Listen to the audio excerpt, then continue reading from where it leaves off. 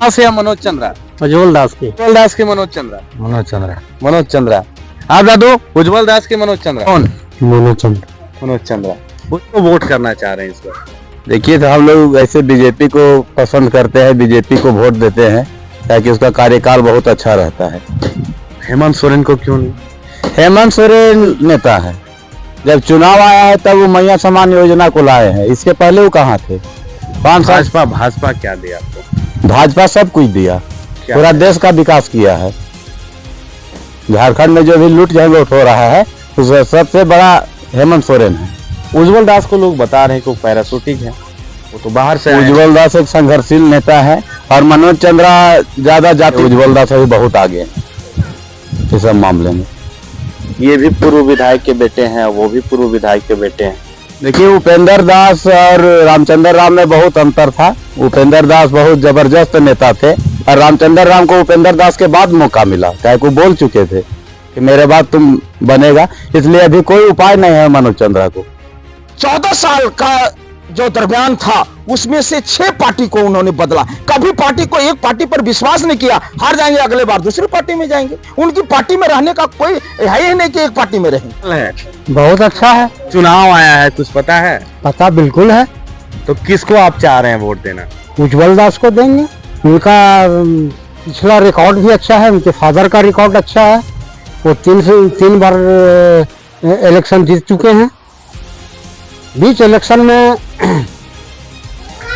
रामचंद्र जी जो हमारे माननीय आज वो नहीं है हमारे बीच, वो दोनों भाई के रूप में रहते थे।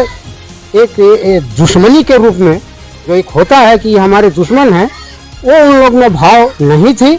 अरे उपेंद्र दास जी ये बोल करके गए थे कि रामचंद्र जी, अगर यदि इस दुनिया को छोड़ करके हम अलविदा हो जाते हैं तो अगला भावी अब विधायक इस सिमरिया का जो है आप बनेगा।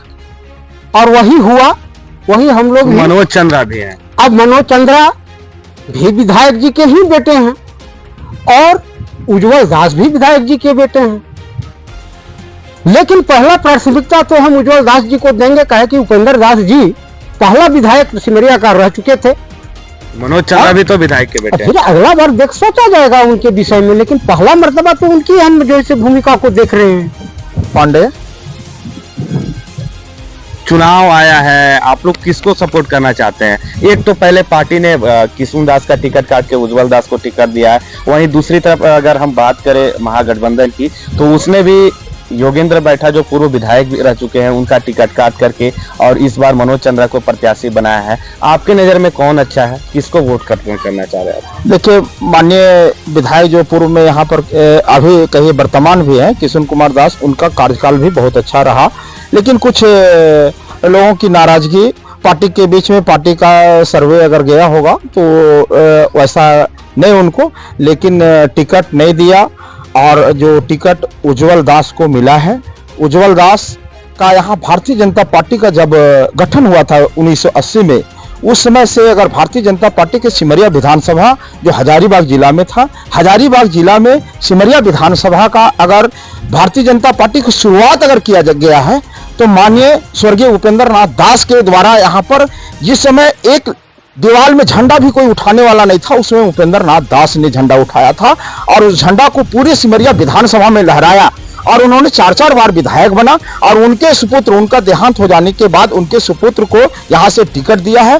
पूरे कार्यकर्ताओं में जोश है, पूरे पब्लिक में जोश है कि वो निश्चित चुनाव जीतेंगे और यहाँ झारखंड का ही नहीं सिमरिया विधानसभा का नाम रोशन करेंगे। उनकी विकास जो है, उपेंद्र नाथ दास ने जो विकास किया है इस क्षेत्र का, इस सुदूरवर्ती इलाका था, यहाँ पर कोई देखने वाला नहीं था। यहाँ पर जो पुल बना, आज पुल